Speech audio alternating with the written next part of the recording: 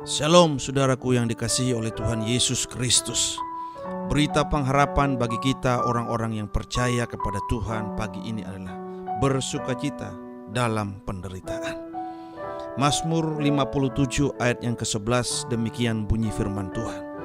Sebab kasih setiamu besar sampai ke langit dan kebenaranmu sampai ke awan-awan. Ketika kita berada dalam kesulitan dan pergumulan yang berat, biasanya reaksi spontan kita adalah mengeluh dan putus asa. Bahkan sering pula kita menjadi marah kepada Tuhan.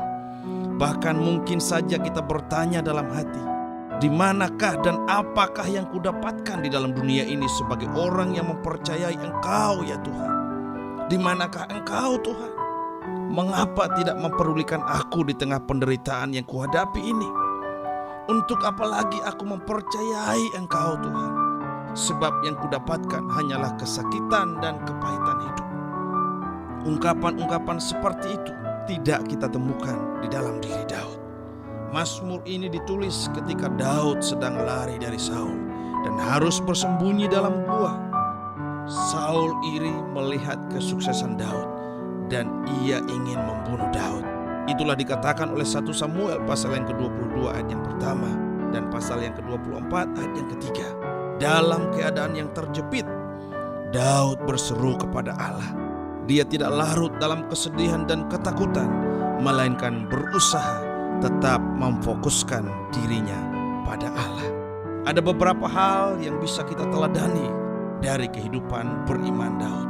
Yang pertama, ia berseru kepada Allah dan mempercayakan seluruh hidup di dalam tangan Allah. Ayat yang kedua hingga ayat yang keempat. Daud mengumpamakan dirinya seperti seekor anak burung elang yang tidak berdaya, yang berlindung di bawah naungan sayap induknya. Dalam situasi demikian ia beroleh kekuatan baru. Yang kedua dari kebenaran firman Tuhan pagi hari ini, ia memfokuskan perhatian pada kemuliaan Allah. Ayat yang ke-6 dan ayat yang ke-12. Daud mengakui keadaannya yang lemah dan tidak berdaya di tengah-tengah serangan musuh-musuhnya. Tetapi ia tidak membiarkan dirinya dikuasai oleh keadaan di sekelilingnya.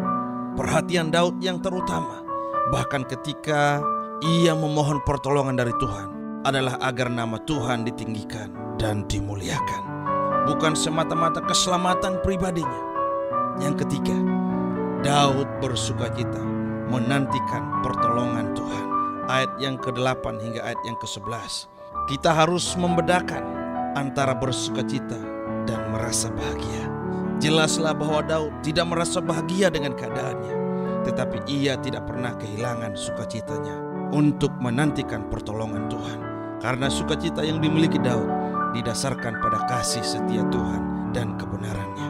Oleh karena itu, janganlah langsung takut akan penderitaan yang sedang kita hadapi saat ini. Yakinkan dalam diri kita bahwa Allah senantiasa berkenan memberikan pertolongan bagi setiap orang yang datang berseru memohon kekuatan dan hikmat kepadanya. Biarlah setiap persoalan yang ada menjadi kendaraan bagi kita untuk senantiasa berjumpa dengan Tuhan melalui doa-doa yang selalu kita panjatkan. Amin. Mari kita sejenak berdoa. Ya Bapa di dalam surga, kami bersyukur untuk kasih setiamu hari ini. Terima kasih untuk berkat-Mu hari ini. Terima kasih untuk setiap persoalan yang sedang dihadapi saat ini. Berikanlah kami kekuatan agar kami mampu bersukacita di tengah-tengah terpaan penderitaan di dunia ini. Berikanlah hikmat kepada kami agar kami percaya bahwa kasih setia Tuhan selalu menyertai kehidupan kami di dunia ini. Itulah pengharapan kami ketika kami terus melangkah menapaki hari-hari hidup yang Engkau berikan. Buatlah berhasil dan beruntung apa yang dikerjakan tangan kami sepanjang hari ini. Dan jadikan kami saluran berkat-Mu dimanapun kami berada. Dalam nama Tuhan Yesus Kristus kami berdoa kepada Bapa di surga. Amin.